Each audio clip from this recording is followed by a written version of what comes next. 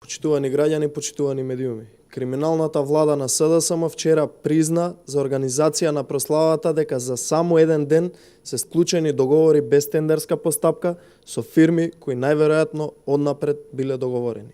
Добивме уште едно многу поважно признание од криминалната влада на СДСМ, а тоа е дека биле исплатени околу 40.000 евра повеќе на фирмите кои што организирале од она што беше прикажано и потрошено во јавноста.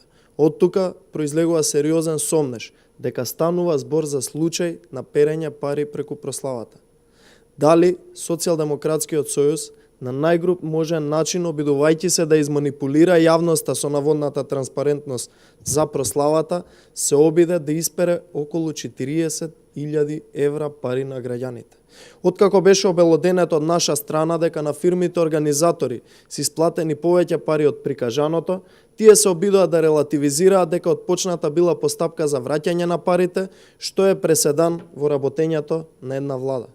Толку од транспарентноста на владата на СДСМ. Крајно несериозно и повторно во истиот фазон како скандалот криминални иновации, ако ги фатат ќе ги вратат парите, ако не, никому ништо. Зошто владата не ја извести јавноста за ова и кога мислеа да информираат јавноста за случајов? Граѓаните заслужуваат да знаат кај се трошат нивните пари. Уште еднаш прашуваме зошто не е објавен тендерот според законот и зошто не е обезбедена конкурентност од економските оператори.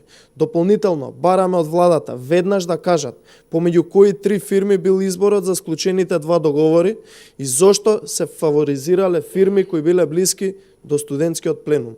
Дали можеби се враќале некои стари долгови од предизборието. Конечно уште еднаш прашуваме да прекинат да лажат и конечно да прикажат колку пари на граѓаните се потрошени за пропаднатата прослава и дали има уште некој сомнителен случај кој наведува на перење пари на граѓаните. Јавното обвинителство и Агенцијата за спречување на перење пари имаат чист случај да го отворат и да го истражат. Ги повикуваме и ги охрабруваме тоа да го сторат уште веднаш. А владата најмалку што може е да сносат одговорност сите инволвирани и да си поднесат оставки.